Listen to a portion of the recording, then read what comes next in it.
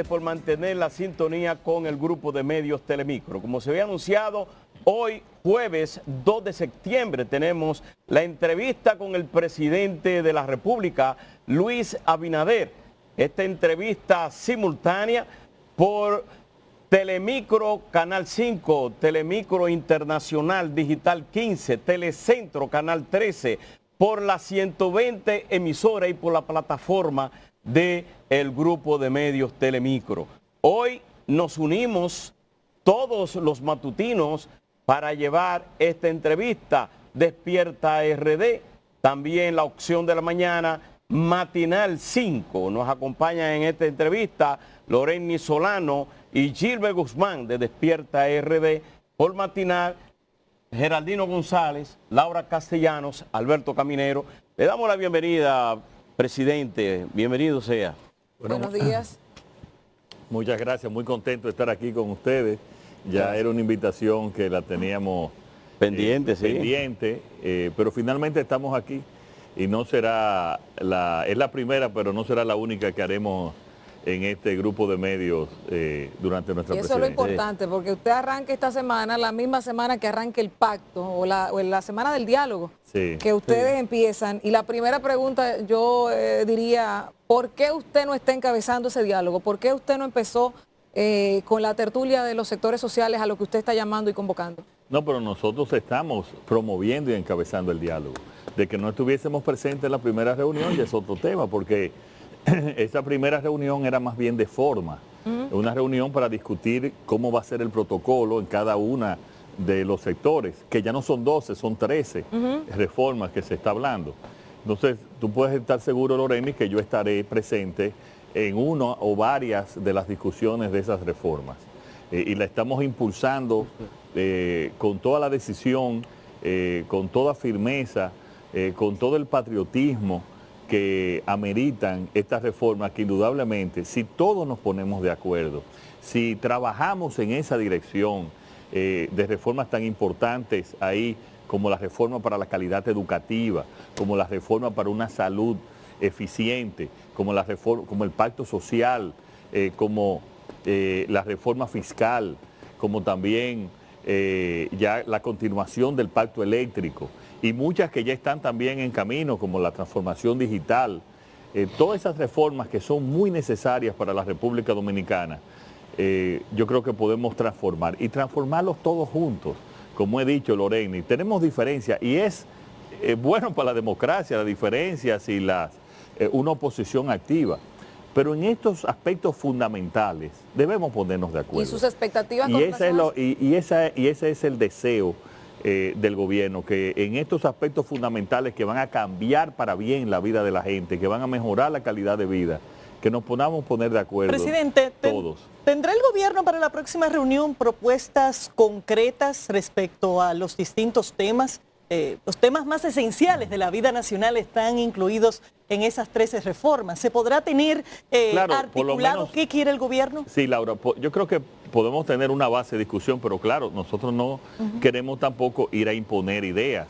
Pero sí vamos a tener, vamos a decir, agendas en cada uno de los temas para que sirvan ya de una base de discusión y una organización desde el punto de vista de las intervenciones para que también sean productivas. Claro. Presidente Abinader, porque la mayoría de esas reformas, perdón, Alberto, la mayoría de esas reformas ya, muchas están en camino. Lo que queremos es que participe la sociedad.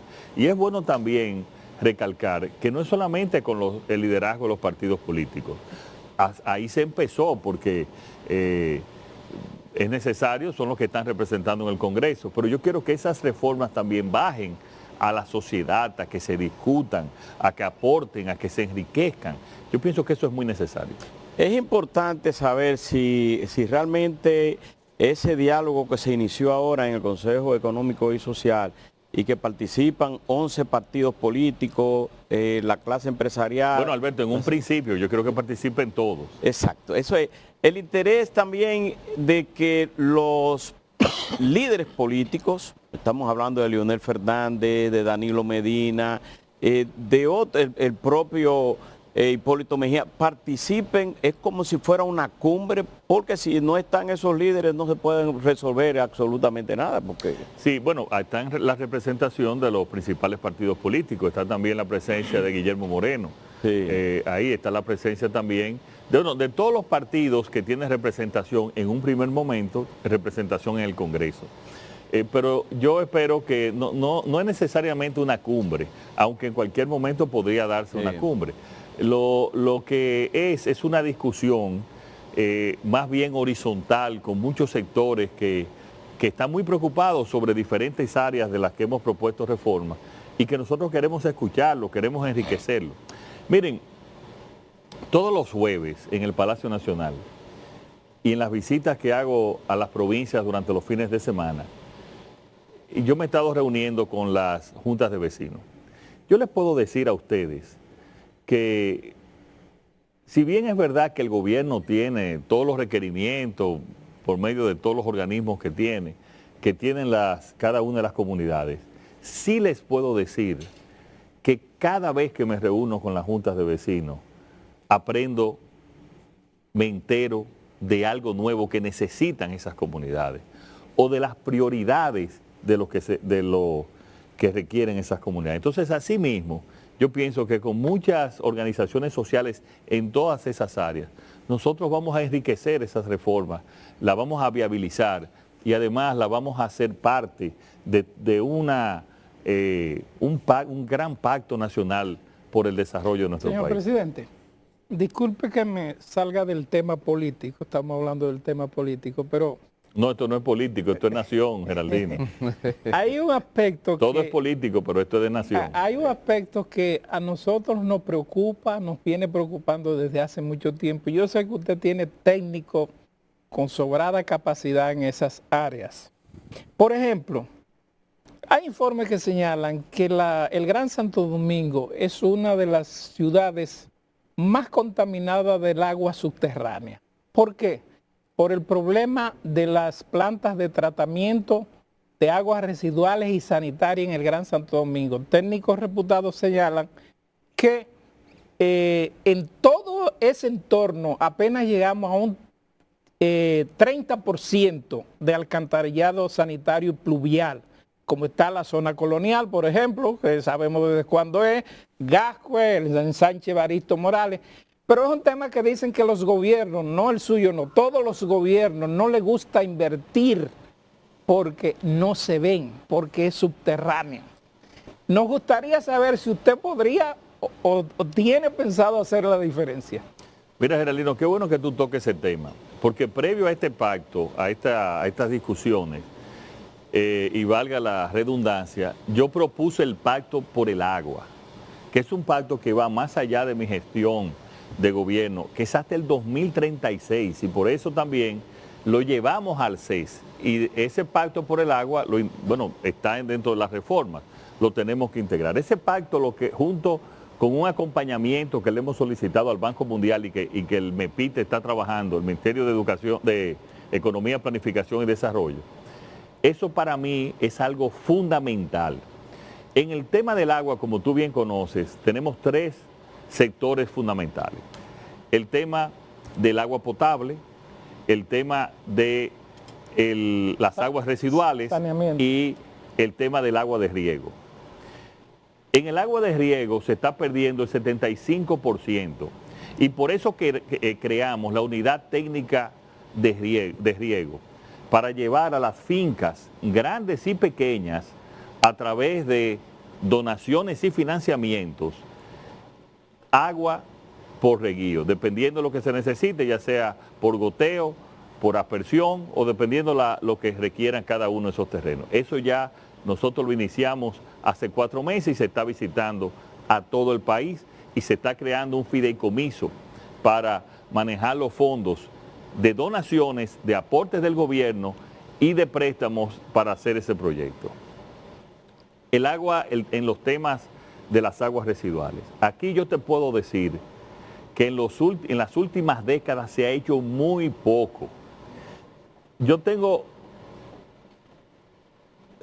que admitir que hemos encontrado cantidad de obras iniciadas antes, incluso desde cuando la administración del doctor Balaguer, especialmente las aguas residuales, que estaban sin uso, que estaban abandonadas.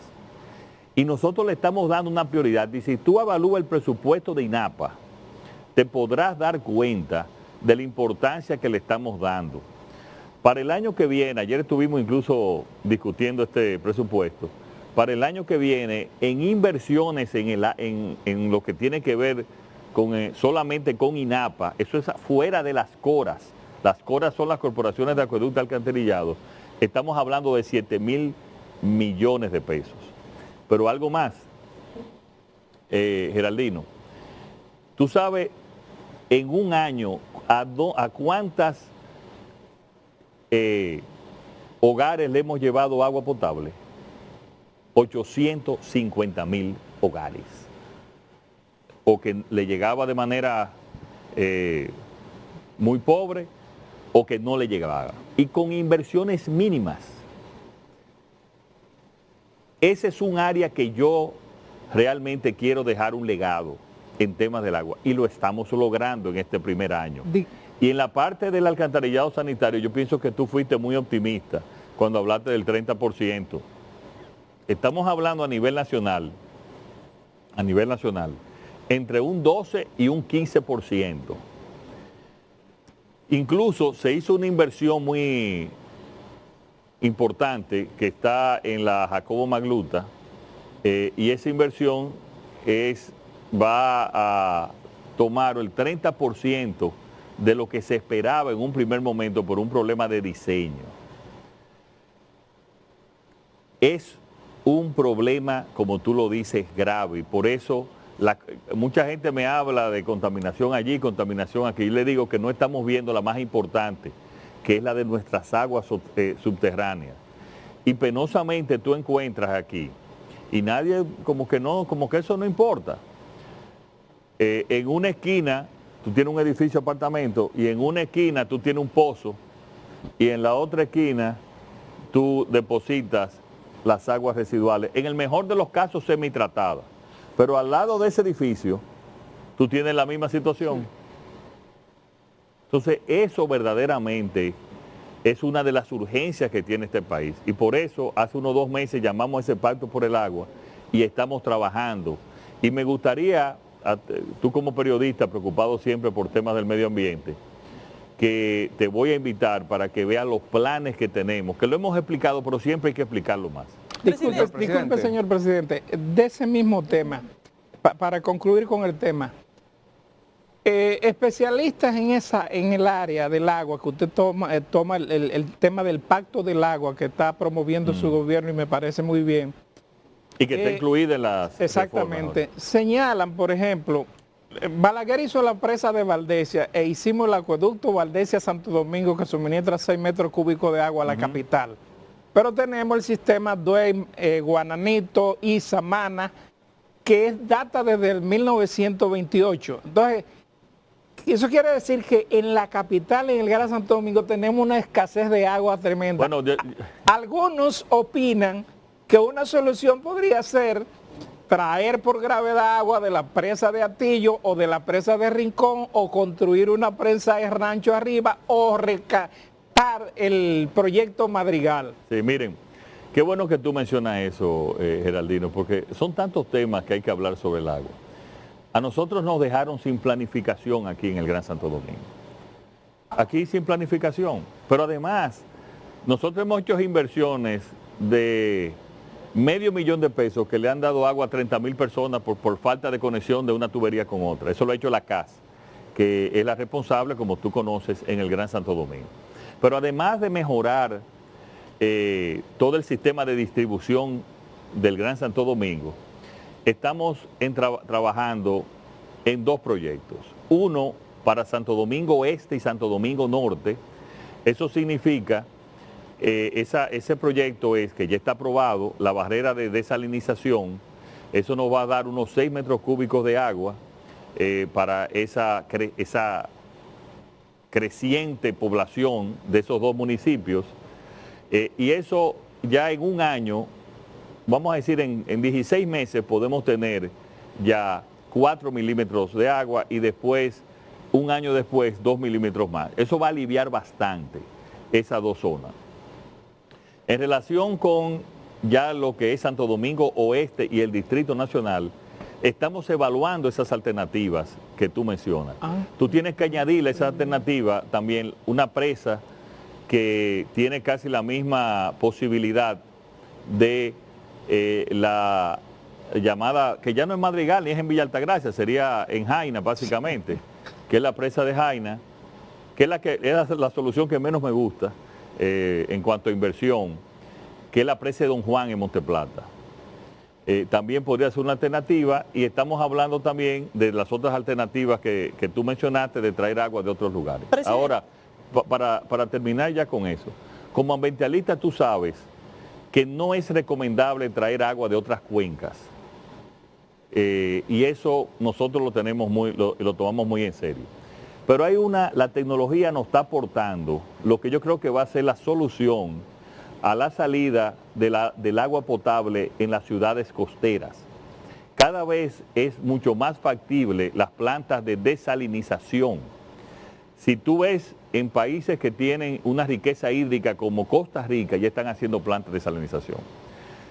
No hablarte de Israel, que es un ejemplo, pero en gran parte de las ciudades costeras del sur de España, lo que hay es plantas de desalinización que ya están siendo mucho más factibles económicamente. Y te doy como primicia que nosotros estamos estudiando y muy posiblemente vamos a subir un pliego de la CAS y de Cora Plata en Puerto Plata para plantas de desalinización. Muchísimas gracias. Presidente, antes de irnos a la pausa, para que cerremos el tema del agua, brevemente dos preguntas. Primero, ¿impulsaría el gobierno la aprobación de ley del agua como parte del acompañamiento al Pacto del Agua? Claro, eso es parte del pacto, Laura. Y lo tiene segundo, que hacerse. Quisiera saber sobre qué... Hay dos leyes sobre el agua, y parece que no va a ser posible unificarla, pero hay dos leyes sobre el agua que se plantean como parte del Pacto por el Agua. Y con el tema de los acueductos, que me imagino que con los consejos de gobierno que están haciendo a nivel de las provincias, habrán recibido de primera mano el contraste que hay en provincias que tienen presas y sin embargo no tienen agua porque no tienen los acueductos. ¿Qué prioridad se le dará? El contraste no. Yo he determinado que donde quiera que haya una presa, la comunidad de al lado no tiene agua. Caso de Monción en Santiago Rodríguez, Mira, caso de Monción en Santiago Rodríguez, caso de Cotuí, caso de Sabaneta. ¿Por qué? ¿Qué va a pasar también con esas provincias? Bueno, miren, el caso de Monción es un caso también porque por eso es que hay que ver el agua desde el punto de vista integral. Penosamente, Monción no tiene sistema de alcantarillado sanitario. Entonces, Monción todas las aguas residuales las está depositando en la presa. Así es. Entonces lo primero que tú tienes que hacer es hacer una planta de tratamiento para las aguas residuales de Monción, para que entonces poder descontaminar el agua de la presa, para que entonces le dé agua a Monción. Eso es una barbaridad. Pero también tú tienes el caso de Cotuí, que también tenemos que hacer un acueducto del Cibao Central, porque no solamente Cotuí, sino también para dar a muchas áreas. Y hay una presa también, que tú no la mencionaste, Geraldino, que es la presa del Alto Yuna. Sí. Que esa presa tiene vocación eléctrica, de generación eléctrica y también de agua potable, pero de agua potable reducida más bien para comunidades cercanas, no como se pensaba anteriormente, porque la verdad que con el problema de la deforestación se han afectado estas... lo que en otro momento eran presas factibles. Eso estamos trabajando en cada uno de esos lugares, pero hay un tema también que es primero que la calidad del agua de esas presas, tener un sistema de tratamiento del agua potable, y eso estamos trabajando, porque eso yo me di cuenta desde hace mucho tiempo, que en todos los lugares donde había una presa, las comunidades de al lado no tenían agua. Lo cual es terrible. Un contraste muy penoso. Presidente Luis Abinader, vamos a pedirle su audiencia a Abinader, que hay que decir que además de los problemas del agua, también está que este gobierno lo recibió usted presidente, en una pandemia ha tenido que hacer la vacunación, ha tenido que tomar medidas drásticas en algunos momentos, otras veces, pero en el día de hoy se puede decir que con la llegada de 2 millones de vacunas de Sinovac, que no es regalada, han sido compradas todas a China, con las Pfizer. No digo, la Sinovac y la Pfizer y la AstraZeneca, todas han sido compradas. Bueno, pero tenemos vacuna por demás. ¿Qué se va a hacer con todas esas vacunas? Bueno, es que nosotros teníamos que asegurarnos en un momento en que, por ejemplo, la AstraZeneca hicimos un contrato, pero nos quedó mal. La AstraZeneca debió empezar a llegar una primera partida una primera partida por el sistema COVAX que colapsó, el de la OPS en enero y no llegó. Y AstraZeneca debió empezar a llegar en marzo y llegó en junio. Entonces nosotros tuvimos que sobrecontratar, como lo hicieron todos los países. Estados Unidos contrató 5 veces lo que eran en vacuna, lo que es su población. Canadá también. Inglaterra creo que 6 veces. Israel creo que 10 veces. O sea, nosotros yo lo que tenía que asegurar que aquí van a haber vacunas. Pero algo más también. Se ha determinado también que nosotros tenemos que vivir con el COVID, Alberto. No es que el COVID va a desaparecer, el COVID va a disminuir, pero esa enfermedad se va a quedar con nosotros. Y ya hemos visto cómo lo que al principio se nos criticó, que fue la tercera vacuna, ya cada vez se está haciendo prácticamente universal. Y los resultados de esa tercera vacuna, en términos de inmunidad, de los primeros estudios que hemos hecho, es sumamente positiva. Entonces nosotros tenemos que tener reservas de vacunas, porque esto va a ser un tema constante en el cual vamos a tener que atender siempre. Sobre eso, presidente, yo quiero hacer una pregunta. Sobre eso, quiero hacer una pregunta y quedarme ahí sobre la ambientación que ha hecho Alberto Caminero muy inteligentemente. Felicitarlo por el gran manejo que han tenido con relación al tema de la vacunación, luego de que usted asumió la presidencia de la República. Si bien es claro, el mundo ha tenido una debacle económica con esta pandemia que ha habido a nivel del globo terráqueo. República Dominicana no escapa a eso. Pero quiero hacerle 2 preguntas en una, y la primera es esa. Esa debacle económica no solo la ha sentido el mundo entero, sino también República Dominicana, con lo que tiene que ver con los empleos. Esta gente desempleada todavía. Hay una manifestación que se ha producido en el Congreso Nacional que es sobre el 30% de las AFP que piden los trabajadores. Queremos escuchar del presidente de la República cuál es su opinión en ese sentido. Y en segunda instancia, usted ha introducido al Congreso Nacional o ha mandado la idea de que va a hacer una modificación a la Constitución de la República. En este momento, el PRM no cuenta con los votos necesarios para pasar esa modificación constitucional, que todo el mundo ve como positivo el que usted extraiga esta figura del Procurador General para que no sea nombrado por el presidente de la República y tener ya la justicia independiente que usted ha querido siempre desde su campaña que se lleve a cabo. Esos 2 puntos. No tiene los votos para pasar la reforma, va a apelar a los partidos de oposición, una negociación, y su opinión con relación al 30%. Mira, en el caso de la reforma constitucional, esa es una aspiración del pueblo dominicano.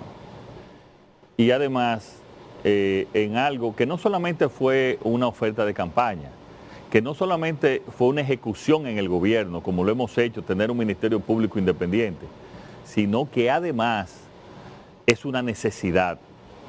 Porque aquí, todo el que llega al gobierno tiene que saber que va a ser auditado y que si hizo algo negativo, tiene que pagar en la justicia. Por eso este país hoy es diferente al de hace un año, en ese sentido. Y esos cambios muy positivos para la República Dominicana tienen que seguir siendo implementándose y consolidándose.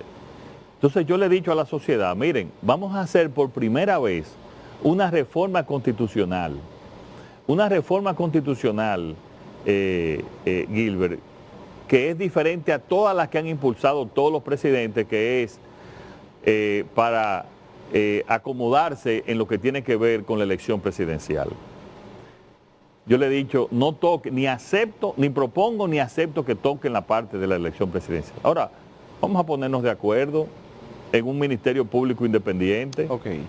Y eso es lo que yo quiero. Aquí no es un tema de negociación, aquí es un planteamiento. Que usted le diga a la sociedad, mira, yo no estoy de acuerdo con un ministerio público independiente, yo quiero llegar al gobierno y controlar el procurador. Que la gente lo diga y que se diga. Ahora, nuestra posición es esa. Y yo pienso que aquí hay congresistas de todos los partidos que están deseosos de ese ministerio público, que se consolide esos avances que hemos hecho. Y no solamente son el Ministerio Público Independiente. Aquí por primera vez, Gilbert, nosotros hemos elegido una Junta Central Electoral apartidista. Hemos elegido un Tribunal Superior Electoral apartidista. Hemos elegido los miembros del Tribunal Constitucional que eran jueces de carrera.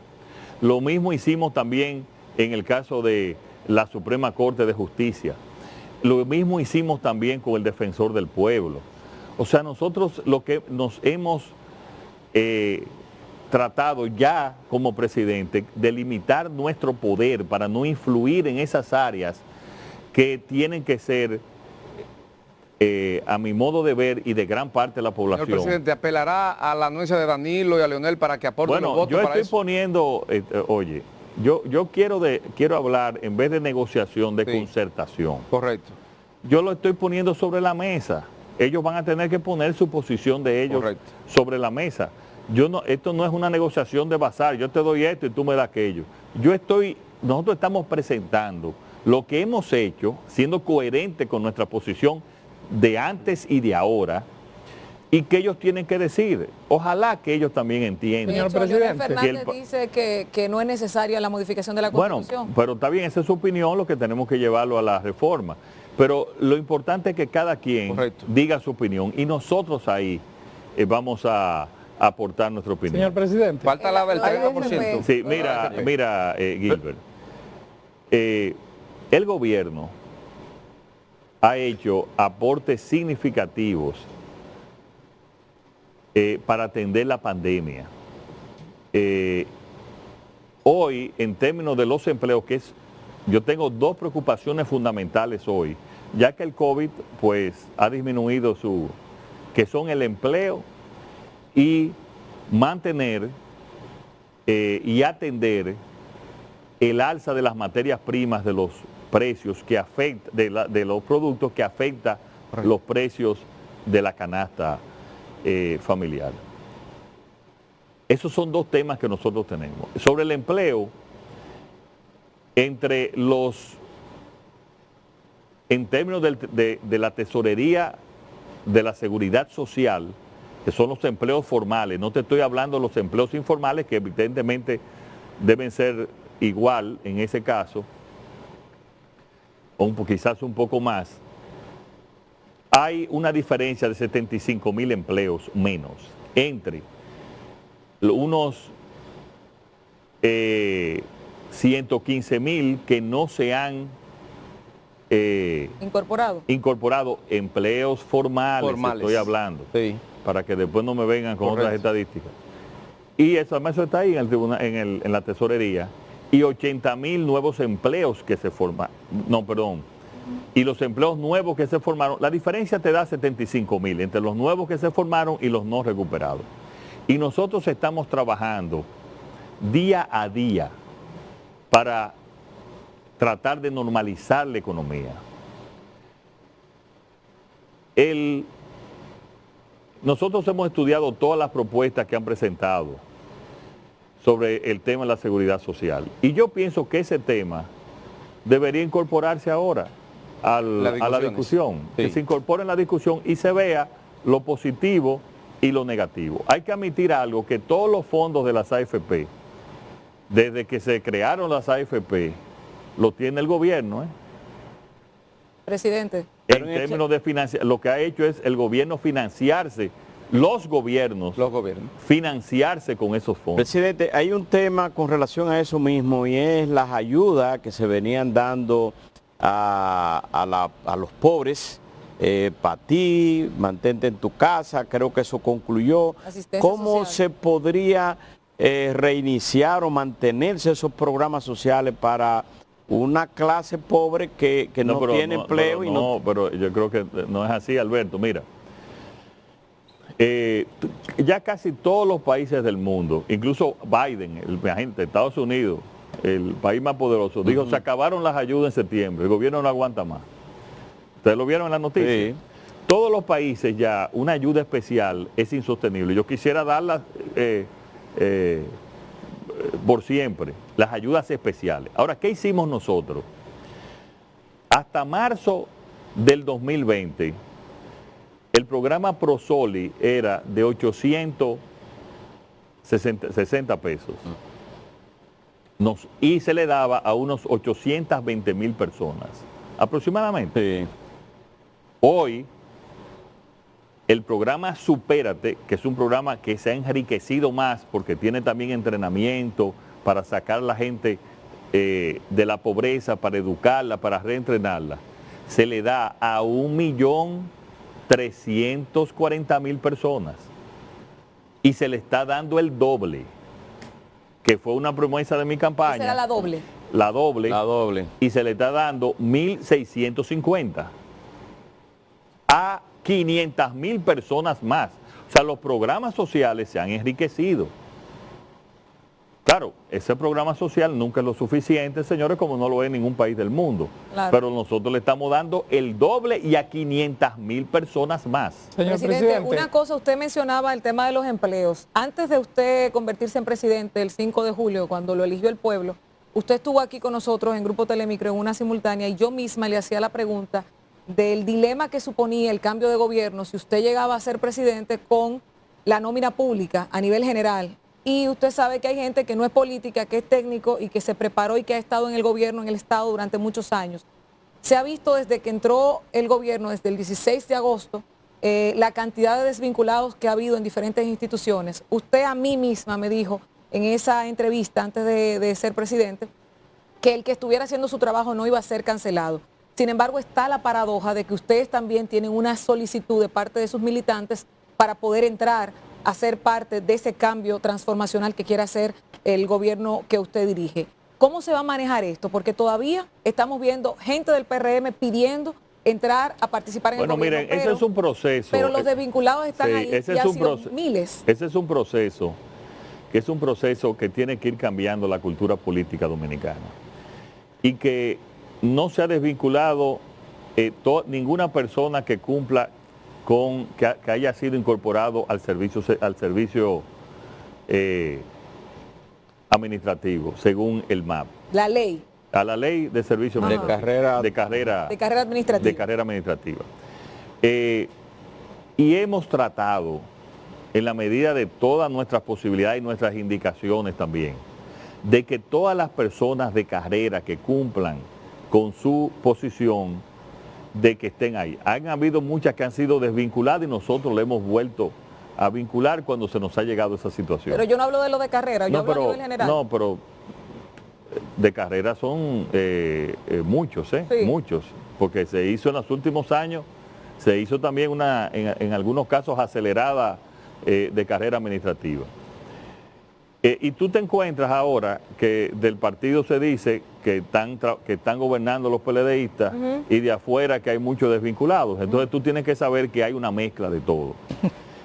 Yo soy de la idea de que el que trabaja en el gobierno, que no sea de ningún partido político, que está haciendo su trabajo, o aún sea de un partido político, nosotros respetamos, y lo hemos respetado una parte importante. Ahora también se han desvinculado muchos que trabajaban, otros que no trabajaban. Ese es un tema que es muy delicado, es un tema que hay que verlo y yo le he llamado a la prudencia a los ministros, porque indudablemente que si bien hay un grupo del partido que quiere trabajar para su partido, que quiere trabajar y ser parte del cambio, ser parte de la nueva administración, también hay que respetar a aquellos que han hecho un trabajo durante años. Presidente. Pero te quiero decir que este ha sido, el gobierno que ha sido menos traumático en ese aspecto. Cuando aquí han habido los cambios de partido, lo que ha habido es una limpieza y ¿cómo que le llaman? Una aplanadora total. Tú ves los primeros decretos de muchos presidentes y es prácticamente un decreto general de cancelación y eso no ha pasado aquí. Señor presidente, porque hemos sido mucho más prudentes. Siguiendo sobre el tema del COVID, tenemos suficientes vacunas y el gobierno se ha empeñado en tener la suficiente cantidad para toda la población. Sin embargo, como que hemos llegado a una etapa donde usted va a los centros de vacunación y se ven vacíos. Por ejemplo, decía el presidente del grupo Telemicro, el señor Gómez Díaz, aunque me llamen dictador, dijo él, todas las empresas del grupo, el que no venga vacunado se queda afuera. Entonces yo digo, el sector privado, conjuntamente con el gobierno, ¿o qué piensan ustedes hacer en el gobierno para poder llegar a esa cantidad que necesitamos para estar libres de eso? Mira, en los últimos datos que vi es que nosotros en una primera vacuna estamos poco por encima del 66%, 67%, y en una segunda vacuna un 10% menos más o menos. O sea, nosotros hemos avanzado más que la mayoría de los países del mundo. Constitucionalmente nosotros no podemos obligar a una persona a vacunarse. Eso, Laura me va a discutir eso y los abogados te van a discutir y nadie va a terminar con la verdad. Pero nosotros no podemos obligar a nadie a vacunarse. Nosotros tenemos que convencer a la gente por varias vías para esa vacunación. Ahora, el Distrito Nacional, Geraldino, que es donde tú ves y está prácticamente, tiene, me parece que un 87% de la segunda dosis, son pocos. Sin embargo, durante los días de semana, seguimos vacunando a un promedio de 40,000 personas, entre la primera, la segunda y la tercera dosis. Y yo no terminé de decir, cuando hablamos de la tercera dosis hace un rato, que los primeros estudios indican que hay 0 nivel de hospitalización a los que tienen una tercera dosis. Pero ya hay 640,000 aproximadamente con una tercera dosis. Y yo animo a todas las personas a que vayan a colocarse su tercera dosis. Y más cuando es una vacuna que no es de la original, eso te aumenta muchísimo la inmunidad. Lo que te quiero decir es que si bien en el distrito es normal que tú no ves esa cantidad de personas, pero sí, oye, que era nuestro objetivo en un primer momento, 40,000 vacunación diaria. Y eso se está logrando con la segunda y con la tercera, con la primera, la segunda y la tercera dosis. 40,000 diarios. Durante los 10 semanas. Durante en todo el país, en todo el país. Porque recuérdate que nosotros tenemos alrededor de 1.500 centros de vacunación. Son muchos. Sí. Y en un momento tuvimos 1.800 centros de vacunación. Hay centros de vacunación en lugares públicos y hay centros de vacunación en empresas, en colegios. Por ejemplo, nosotros vamos a aprovechar ahora el inicio del año escolar presencial para vacunar a los niños mayores de 12 años, vacunar a sus padres y terminar de vacunar. Bueno, ya la mayoría de los profesores tienen la segunda, pero vacunarla con una tercera vacuna también. O sea, vamos a aprovechar lo que podría ser un reto en términos de contagio, que hay que tenerlo presente, para que sea una oportunidad de nosotros poder llevar esa vacunación a todos los rincones del país, porque ustedes saben, la escuela está en todos los lugares. Señor presidente, lo del Código Penal dominicano se estaba discutiendo en el Congreso, fue reintroducido nuevamente. Hace ya un par de días se ha presentado una serie de hechos violentos. Incluso en el día de ayer se veía en los medios de comunicación bandas de motoristas asaltando en los barrios. El ácido del diablo no se detiene y es una de las figuras que está en el Código Penal dominicano, incluyendo el asesinato de mujeres, los feminicidios y todo eso.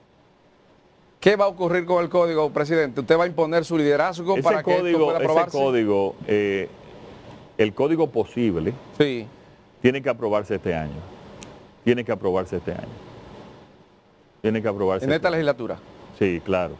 Y te quiero decir algo también. Los niveles de criminalidad que normalmente después de una crisis económica y durante, porque la crisis todavía está, y durante la crisis aumentan, las estadísticas nos dicen que están en la misma... ¿El mismo nivel? El mismo nivel. Nos dicen las estadísticas, Okay. Estadísticas bastante confiables que hemos establecido a través de un observatorio en el Ministerio de Interior y Policía. Sin embargo, obviamente siempre hay nuevas modalidades y situaciones que nosotros vamos a atender y que esa es una de las reformas que está planteada. Porque yo quiero decirle algo. El plan piloto que empezamos de Barrios Seguros, que lo empezamos a establecer y que va a ir creciendo, y ya está en San Francisco de Macorís también, y va a seguir en otros municipios, tiene un aspecto fundamental. ¿Tú sabes cuál es, Gilbert? Además de la ayuda a los sistemas de prevención, ¿Cuál es? que tenemos el doble de policía en cada una de esas localidades. Entonces aquí tenemos que prepararnos también para invertir mucho más dinero en seguridad ciudadana, mejorando como hemos ido mejorando los salarios de los policías. Hoy los policías le hemos mejorado en un 40% a los rasos y los cabos, de un 40 a un 10% dependiendo el rango, pero a los niveles bajos un 40%. Tienen un seguro médico premium que no lo tenían. Tienen transporte gratis, tienen programas de viviendas a través de Familia Feliz y de programas especializados. Pero ahora tenemos que también integrar muchos más policías, mejor entrenados, mejor pagados, para tener seguridad, señores. Presidente, hablando de las bandas que mencionaba Gilbert, ha sido de mucha preocupación el planteamiento que hizo el canciller de la República con relación al tema haitiano y a lo que él mismo ha llamado una somalización de Haití y de cómo esas bandas pueden empezar a afectar la seguridad nacional en República Dominicana. A propósito de que usted el 18 de septiembre tendrá su intervención en la Asamblea General de la ONU, ¿cuál es el planteamiento que el país debe hacer para lidiar con ese tema y sobre todo para un gran imprevisto que ha tenido que enfrentar su gobierno, que fue el asesinato del presidente Jovenel Moïse? Mira, Laura, no qué vamos a hacer, qué vamos a seguir haciendo. Y es llamar la atención de la comunidad internacional a que tienen que atender a Haití, tenemos que atender a Haití entre todos. Y nosotros lo estamos siguiendo. Por ejemplo, nosotros tenemos determinado todas esas bandas que están en Haití.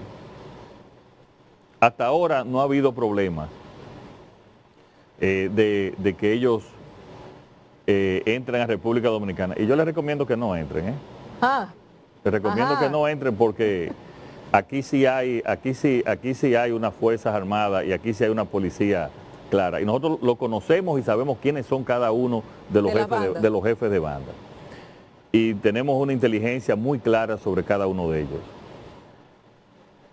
Pero tenemos que seguir con nuestro plan, ya la verja perimetral, que nos va a ayudar más a la seguridad ciudadana, igualmente que a los temas de migración, debe ya en cualquier de estos días hacer la decisión de adjudicación. Tenemos los fondos disponibles también, la fuente, y eso va a ayudar bastante, porque vamos a empezar la construcción en los lugares donde hay más tránsito de personas. Hasta ahora esas bandas no han sido un problema, pero le estamos dando un seguimiento con muchos detalles. La verdad que Haití siempre ha estado en situación de inestabilidad, pero me ha tocado un año de mayor inestabilidad. Y nosotros estamos siguiendo día a día la situación de Haití con los niveles de prudencia, actuando en los canales diplomáticos, pero sobre todo tomando muy en cuenta lo que es la seguridad en todos los órdenes de la República Dominicana. A propósito de Haití y de la frontera, Manzanillo está en Montecristi, que es una zona también de la frontera. Usted en el día de ayer se reunió con ingenieros que son del ejército de los Estados Unidos. Nos gustaría conocer cuál es el tema para la construcción, rehabilitación de eso. ¿Qué se puede esperar sobre el puerto de Manzanillo? Mira, el proyecto de Manzanillo, Alberto, es uno de los proyectos que nosotros iniciamos inmediatamente llegamos al gobierno. Cuando a mí me han preguntado que si tú tienes alguna frustración de las acciones del gobierno, yo le digo lo lento de la burocracia. Porque lo primero es que cuando desde el punto de vista legal nos encontramos con tres concesiones de tres diferentes gobiernos, 2 contratos de construcción, oigan bien, de 2 diferentes gobiernos, diferente titulación del puerto. Una pequeña parte pertenecía a la autoridad portuaria, la otra parte a bienes nacionales, la otra parte al IAD, la otra parte era de privados que se habían hecho una declaración de utilidad pública pero no se había pagado y por lo tanto estaba en una situación. Señores, esa es la situación, sí. Y eso hay que verlo en situaciones en todo el país. Entonces decidimos, a diferencia del proyecto de Pedernales, que pudimos hacer un fideicomiso general, ir desarrollando el proyecto en diferentes etapas. Ya está en proceso una licitación para unos astilleros, ya está en proceso también la licitación para la generación de electricidad, que hablamos de los 800 megas, con un depósito de gas natural también en el norte, que es estratégicamente necesario, porque todos los depósitos de combustible del país están en el sur, y con cualquier evento atmosférico de cualquier tipo pone en riesgo nuestra seguridad en términos de los hidrocarburos necesarios. Además, como ustedes saben, cada vez los barcos están trabajando cada vez más con gas natural y eso le va a ayudar también para servir a una ruta muy activa de barcos que hay en la zona norte del país. O sea, el proyecto estratégicamente es muy necesario para la República Dominicana. Y está entonces el muelle, o sea, hablamos de la generación de electricidad, el muelle, los astilleros, que todo esto va a crear empleos en toda la región, no solamente en Manzanillo o en Montecristi. Y es un proyecto complejo. Entonces, a través de la embajada, el cuerpo de ingenieros tanto del ejército, forma parte del ejército, la armada, de las Fuerzas Armadas norteamericanas, pues nos están ofreciendo ayuda técnica con una gran experiencia que ellos tienen en términos de desarrollo de puertos, de infraestructuras marinas. Y hemos tenido un taller, ese taller es un taller de 3 días, hoy concluye, que nos están ayudando bastante. ¿Va a haber inversión extranjera ahí en eso? Porque creo que hay un financiamiento del Banco Interamericano de Desarrollo. Hay un financiamiento del BID para el muelle y para vías de acceso. Okay. Porque también este proyecto implica, recuérdense que nosotros tenemos la zona franca mayor del país, está en Santiago. Pero tenemos zona franca en Esperanza, Valverdemao, tenemos zona franca en Montecristi, pero tenemos también zona franca en Dajabón, donde es una zona franca binacional que tiene una gran actividad. Entonces, la idea sería que este sea el puerto para toda la generación de zonas francas del norte y así evitar todo el tránsito hacia el sur, que además se encarece y nos hace menos competitivos. Toda esa región implica un plan de desarrollo que viene con la circunvalación de Navarrete, entre la circunvalación de Navarrete y la carretera de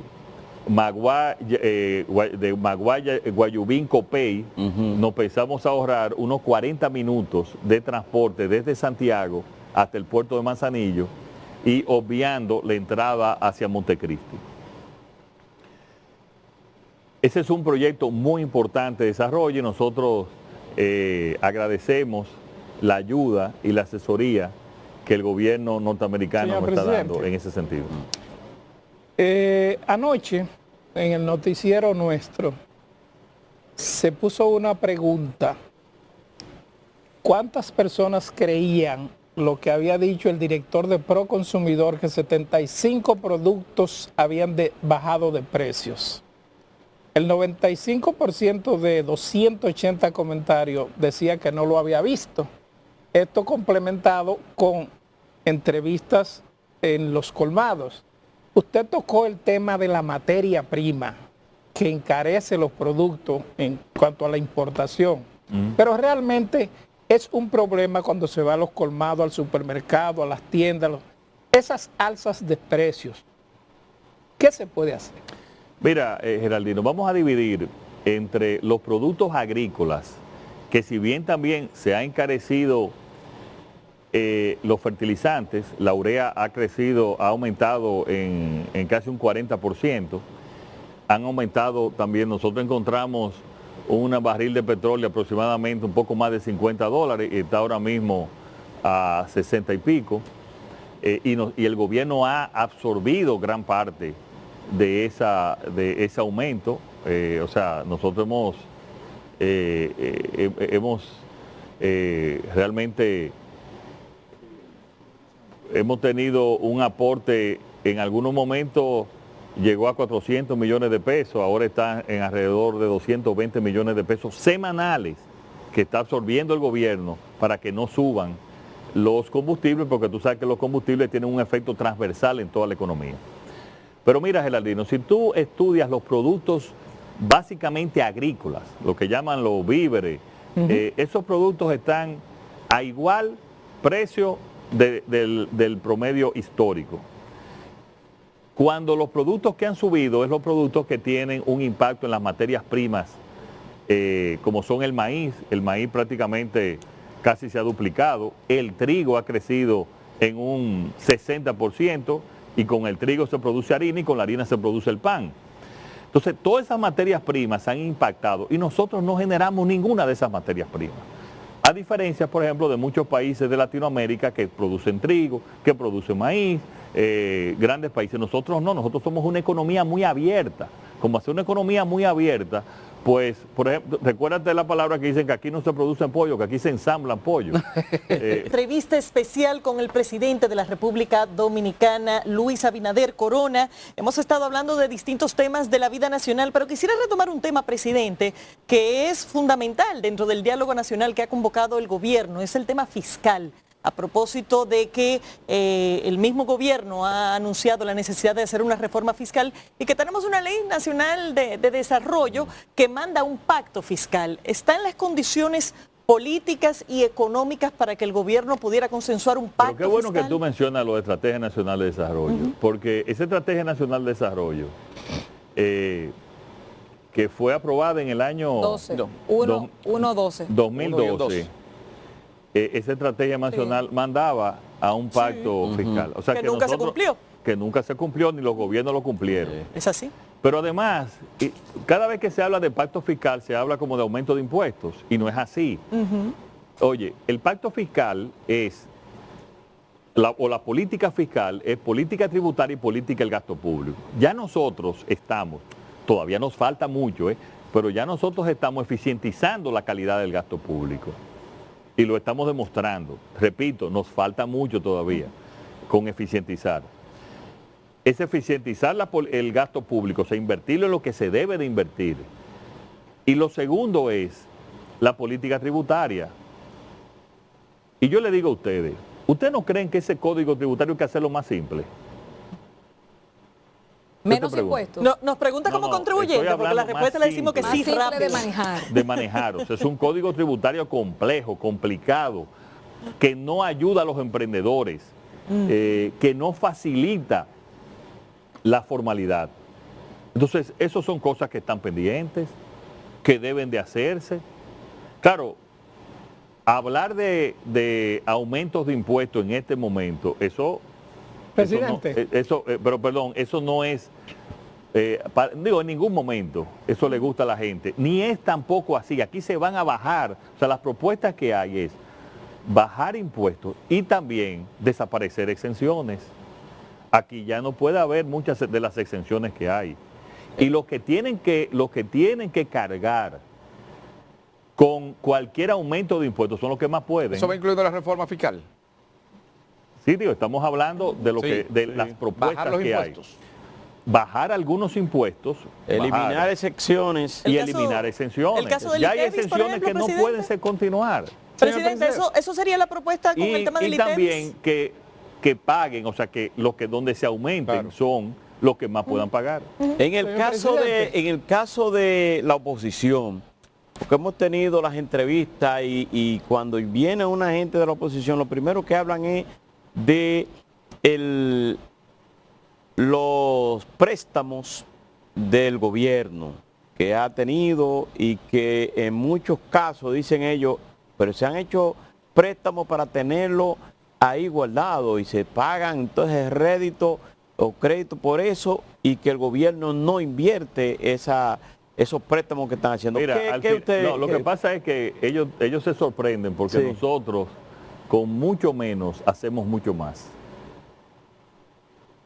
Nosotros con 6.500 millones de pesos que vamos ahora, que está en proceso de licitación o ya terminó, vamos a faltar gran parte del país, con 6.500, más 4.000 millones que vamos a hacer para aceras y contenes en los barrios. Y tú vas a ver cómo tú vas a ver asfalto en todo el país. ¿Y la percepción de la gente? Bueno, pues yo te estoy hablando de la realidad. Sí. Ya la percepción vendrá con ello. Pero esa es una. Segunda, aquí las obras que estaban detenidas, nosotros las hemos reiniciado. Ahora hemos tenido que hacer diseños que no habían. Y yo les he repetido varias veces, la circunvalación, las grandes obras que van a ayudar en el sur, circunvalación de Baní, eso no había empezado, nosotros fuimos que lo empezamos y ellos habían dado ya un avance. La circunvalación de Azua tenía 6 años detenida. La turística que ya la inauguramos de Puerto Plata de Santiago a Puerto Plata, o dicen los puertoplateños, de Puerto Plata a Santiago, eso tenía 4 años en construcción. Y hubo que crear una ley para eso. El malecón de Nagua, que no es malecón solamente, que es la protección del pueblo de Nagua, que la mitad del pueblo de Nagua está bajo el nivel del mar. ¿Tenía cuántos años detenido? 20 años. Oye, el paso a nivel en Andrés Boca Chica, con las calles laterales, que ahí era el punto de mayor muerte de accidentes de la República Dominicana, que ustedes veían cada vez que pasaban por ahí gente cruzando a pie. ¿Eso cuántos años tenía detenido? Señor presidente. La ecológica, que vamos a unificar el puerto de Caucedo y no tener que seguir por la Avenida de las Américas como un transporte alterno. Señores. Todos esos préstamos. Pero perdón, esas son las obras. Los préstamos yo le expliqué, o sea, nosotros de esos dineros que ellos han hablado, nosotros hemos tenido que pagar el 60% de compromisos anteriores.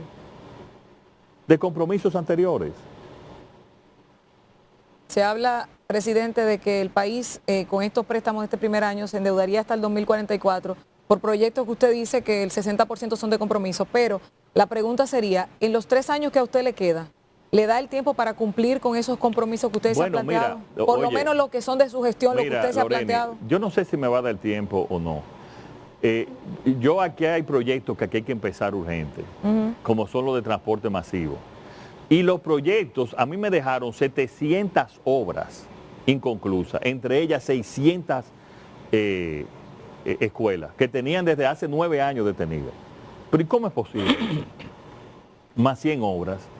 Oye el ataque que me están haciendo, que yo estoy terminando las obras que ellos empezaron. ¿Y qué querían? ¿Que la dejara así? Y que la está inaugurando. Presidente. Y que la está inaugurando. Sí. Bueno, pero por ejemplo la turística, sí, el 40% del presupuesto lo pusimos nosotros.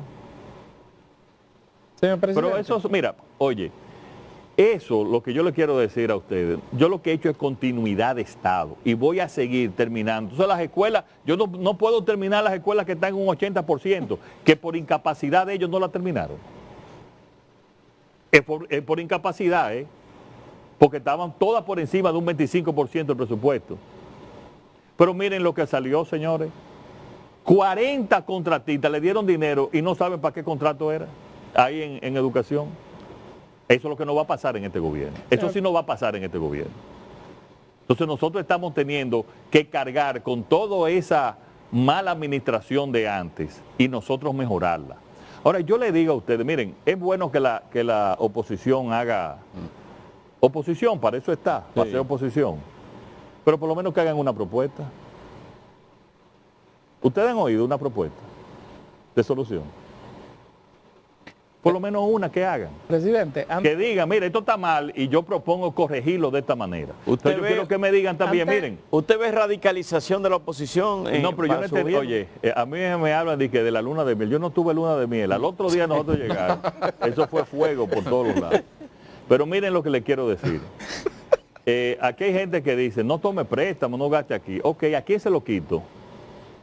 A los 7 hospitales que hemos inaugurado. ¿A quién se lo quito el dinero? A no comprar vacunas. ¿A quién le quito el dinero? A las ayudas sociales. No porque digan, no gaste allí o no tomen préstamo allá. Algo así. Y no es cierto que ese dinero va a hasta el 1800. Yo pienso que nosotros podemos ya, y eso es parte de la reforma fiscal, nosotros hacer una planificación que no puede ser ni para 4, ni para 8, ni para 12, pero hacer una planificación para ir bajando la deuda en términos proporcionales, como con el crecimiento de la economía, que apunta que puede ser de 2 dígitos, hasta de 2 dígitos en este año. Ir bajando de manera relativa a la deuda. Hay una pregunta que no quisiera que se terminara la entrevista sin escuchar su opinión. Nosotros pasamos en esta semana pasada un trabajo. La República Dominicana es un país que está expuesto durante 6 meses y quizá con el cambio climático a más de 6 meses a una temporada ciclónica de tormentas, ciclones, depresiones, huracanes. Sin embargo, necesitamos 4 radares y no tenemos un solo. Tenemos que guiarnos de Puerto Rico o de Cuba o del de Miami, porque aquí no hay un radar meteorológico. ¿Qué puede hacer su gobierno? Mira, Heraldino, yo llegué al gobierno con la urgencia del COVID y su consecuente urgencia también económica. Nosotros llegamos con una caja de menos 40,000 millones de pesos que habían en los últimos, que habían agotado la línea de crédito del gobierno en el banco, no agotado, habían ocupado una parte de la línea de crédito en el Banco de Reserva. Eso se ha cambiado totalmente y hoy estamos mucho más del punto de vista financiero y de caja con los suficientes recursos. Pero no, esa urgencia que te estoy hablando era la del momento, pero aquí se venían acumulando una gran cantidad de problemas sin resolver. Porque tú estás hablando con toda la razón de por lo menos 2 radares meteorológicos y que incluso también, no solamente meteorológicos, modernizar toda la Oficina Nacional de Meteorología, que están hablando incluso de crear un Instituto Nacional de Meteorología, que es mucho más importante. La gente cree que es para los ciclones solamente. Entonces es sumamente importante para todo el diseño, incluso para agricultura, de planificación de la siembra. Y eso hay que adquirirlo. Pero aquí tampoco hay un radar de tierra para el tema del narcotráfico. Hay un radar aéreo, pero la mayoría del narcotráfico viene en lanchas desde Sudamérica. Aquí no hay tampoco. Y eso estamos trabajando en eso. Estamos trabajando también en la modernización de la parte meteorológica. ¿Qué te puedo decir? Que hay que adquirirlo, que hay que comprarlo. Presidente, en relación con el presidente Fernández, las últimas semanas no le ha sacado el guante con el precio de los pollos y eso. Se juntaron en Santiago, él por un lado y usted por el otro. ¿Cómo están las relaciones? No, pero mira, yo tengo buenas relaciones trato de tener relaciones personales con toda la oposición. Obviamente la función de ellos es hacer oposición y decir una cosa y decir aquello. Lo único que yo les pido es que también den una solución, o sea, porque si nos dicen, miren, hagan esto está mal, yo recomiendo hacerlo de esta manera, o vamos a sacar los fondos de tal lugar. Pues aquí ya la población es inteligente. Si tú dices, no, gasten en esto, gasten en aquello, okay, pero aquí si no cogemos préstamos o no ponemos más impuestos, entonces hay que quitarle a alguna partida a alguna gente, a alguna institución. Entonces que nos diga, miren, eliminen el Seguro Nacional de Salud, como nosotros se lo estamos dando a toda la población. No le den SENASA a toda la población, que son 2.700.000 nuevos SENASA. 2.700.000. Aquí a los que no tenían SENASA en los hospitales públicos los trataban como ciudadanos de segunda categoría, los que no tenían seguro. Hoy los hospitales públicos reciben, por concepto de ingreso Z, 3 veces más que la subvención que le manda el Servicio Nacional de Salud. Entonces, nosotros tenemos buenas relaciones, lo único que yo les pido es, y trato de tenerla con toda la oposición, y respeto sus opiniones, porque esa es la democracia, Gilbert. Presidente. Pero que aporten un poquito más a las ideas también. Presidente, estamos ya terminando, pero no nos vamos a ir sin que usted nos hable de Pedernales. En el caso de Pedernales, usted inauguró ya que algunas inversiones de hoteleros, de personas que estaban invirtiendo aéreamente, o sea, en el área... Sí, mira, el fideicomiso Pedernales, que es como le llamamos, eso ya iniciamos las obras de infraestructura, o sea, estamos iniciando los caminos para los accesos. Ahí también tenemos que dividir entre en el desarrollo turístico, está el fideicomiso, que va a ser el master plan que va a hacer el gobierno, o que ha hecho el gobierno. Segundo, un desarrollo privado importante que salió de la zona. Y tercero, lo que es el malecón, ya que son playas muy buenas también, las que están frente a Pedernales, a la ciudad, al municipio de Pedernales. Y todo eso está en proceso. Pero yo quiero que la gente entienda. Miren, cuando llegamos había un master plan. Ese master plan, desde el punto de vista económico, no era factible. Tuvimos entonces que rediseñar el master plan. Pero para tú rediseñar el master plan tienes que hacer una licitación. Sí. Entonces después tú haces la licitación, selecciona la compañía de diseño y esa compañía de diseño entonces ahí empieza a hacer el presupuesto para hacer la licitación de construcción. Escuchen bien, la licitación de construcción, y ya está en proceso también del diseño de los hoteles. O sea, está en el proceso ya creo que terminó la licitación de las compañías de arquitectura para hacer los diseños de los hoteles de 12 compañías internacionales que ya han decidido invertir, que han decidido participar con diferentes modalidades, algunas inversión, otra gerencia, otra alquiler, pero son 12 compañías internacionales que van a poner su marca en ese desarrollo. Presidente, tenemos que ir antes de cerrar, si a usted solamente le quedaran o tuviera que gobernar estos 4 años, ya usted tiene 1, le quedan 3. Si por cualquier situación usted decidiera no ir a la reelección o no le tocara, ¿cómo usted entiende o que le gustaría que lo recordaran en estos 4 años de gobierno? ¿Cuáles son las obras cumbres que usted piensa dejarle a la República Dominicana? Pero mira, Loreni, siempre estamos pensando en obras físicas. No tiene que ser física. No, pero voy ahí.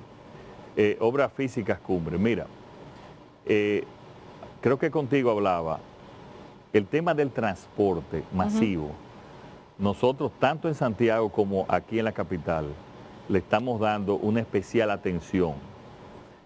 Además de esas circunvalaciones que estamos haciendo en términos viales, en el Gran Santo Domingo, en el sur y también en el norte, porque estamos haciendo también la circunvalación de San Francisco, la circunvalación de Azo, Abaní. No, de Moca, que es muy importante cuando tú vienes de Salcedo, que va a entrar a Moca, y si tú sigues para Santiago, te tienes que meter por el pueblo, y eso también estamos haciendo una circunvalación que no es muy extensa, pero que es muy necesaria, entre muchas otras obras. La parte en cuanto a las obras en términos de lo que es transporte masivo, estamos ya en licitación o adjudicación, no sé el detalle, desde el metro hasta los Alcarrizos. Está en construcción el teleférico en los Alcarrizos. Bueno, la circunvalación de los Alcarrizos también está en plena construcción. Lo que yo te digo es que estamos haciendo mucho con muy poco, porque aquí el dinero se cuida. Entonces yo, aparte de eso, con esas reformas que yo llevé, yo quiero que la gente me vea como un presidente reformador, que construyó y ayudó al marco legal para el desarrollo. Esa reforma en el sector salud que tú estás muy preocupada, con una parte, pero que es una parte fundamental de lo que es la parte de salud. Y reformas legales que ayuden y que permitan el desarrollo de nuestro país. quiero ser visto como un presidente honesto, transparente y reformador. Presidente. Eso es lo que yo quiero que la gente... Y a propósito no es que la gente me asuma así, que yo estoy trabajando para eso, para que la gente lo perciba así. Y a propósito de esas obras no materiales, y para cerrar, abusando de su tiempo, se presentó la encuesta en Hogar esta semana. De hecho, doña Raquel estuvo en la presentación. Son los datos correspondientes a 2019 y son desgarradores en materia de niñez, en materia de embarazo de adolescentes, deserción escolar. ¿Qué se puede hacer de su gobierno con ese tema? Y quiero agregar un componente como un encargo especial, el caso de las familias que tienen hijos con algún tipo de capacidad diferenciada o incluso el caso de las familias que tienen niños dentro del espectro autista. ¿Qué se puede hacer desde el gobierno de Luis Abinader para buscar soluciones a esos temas de la niñez dominicana? Y de las Mira, una de las estructuras que más nos han ayudado a gobernar en este año que tenemos son los gabinetes. Y se creó para eso un gabinete de la niñez, para unificar, integrar todas las políticas a favor de la niñez ahí. Nosotros vamos a seguir trabajando con toda la educación y vamos a extender la educación para los niños especiales también. Nombramos a un educador muy reconocido, el padre jesuita Jorge William Hernández, como presidente del CAI. Junto con educación, vamos a extender la educación, que ya sí hay una división, y le vamos a extender para los niños especiales. Y en muchas escuelas y liceos ya hay una sección especial para los niños de condiciones especiales. Y obviamente entre los niños de condiciones especiales, la mayor condición es la de autismo, que por alguna razón en el mundo está, no solo aquí, en todo el mundo está creciendo esta condición. O sea, es una preocupación de nosotros, está en el gabinete y se están tomando las acciones. Yo espero que en 2 años se vean diferencias.